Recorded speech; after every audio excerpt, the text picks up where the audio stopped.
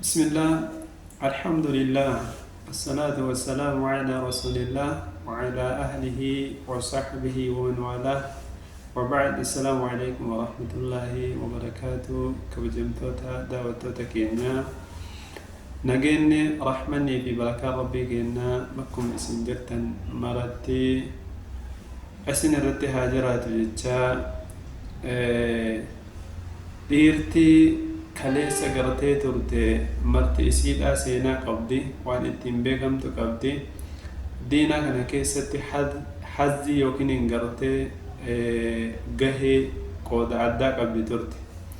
Kan rasuula rabbi sallallahu alaihi wasallam ragaa bahaniif arhamu ummatii min ummatii, ummata kiyyarraa namni ummata kiyya kanaaf gartee rahmata qabeessa gara laafaa garteedhaa ta'e Abu Bakr Siddiq jedhan.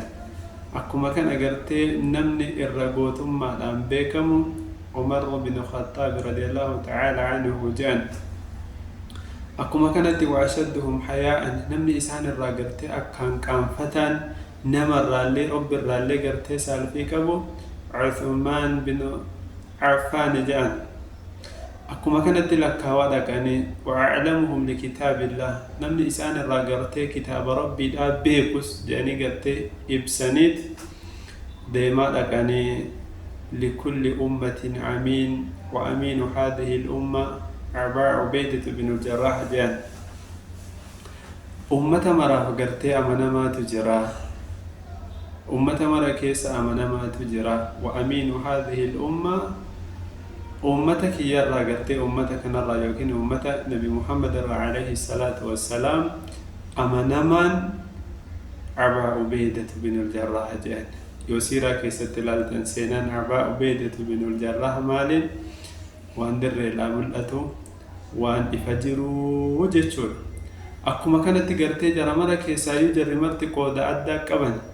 Kaaka gartee Abdallah bin Abbaas fa'aatu jira, huwa mufassirul Qur'aan. Inni gartee nama qur'aana fassaruudhaan beekamu, nama umrii isaa ijoollummaadhaan qur'aana gartee haffaze, isaan keessaa nama gartee jeeshii waraanaa hoogganuu beekutu jira, nama gartee da'waadhaan dhaabbatutu jira. Namni marti qooda ittiin beekamu qaba ture.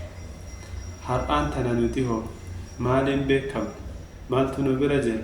Hazzii maal qabna? Uma takkayyuu wanni ragaan nurraa dubbatu takka illee hin jiru, wanni seenaan nurraa dubbatu takka illee hin jiru. Sanuu wama dhibba takka walitti qabnee walitti guurree waliin deemna. Gama takkaan nama da'waa godhu, daa'ii karaa rabbii keessatti nama yaamu fakkaata. Gama tokkoon ammoo deebineetiin joornaalistii yookaan gaazexeessaa fakkaata. Piroomooshinii madalagaa ol dachi, muka, laga, gaara kana beeksisaa oola. Wanni marti abbaa qaba waan ta'eef nuti marti nuyyuu wama qooda itti qabnu haa dalagu. Khaasatan du'aatun ila alkhayr, warri karaa rabbii keessatti nama yaamu rabbiin ga'ee fi qoodaa fi dandeettii isiniif kenne karaa rabbii keessatti akkamitti namni gartee karaa haqaarra deemuu danda'a, akkamitti namni gartee shirkiirraa, nifaaqarraa fi wantoota garaagaraarraa, kufriirraa qulqullaa'uu itti danda'a. Rabbiin tokkichoomsi akkamii gartee gabbaruu danda'a, haalaa fi akhlaaqa akkamii gartee horatuu qaba.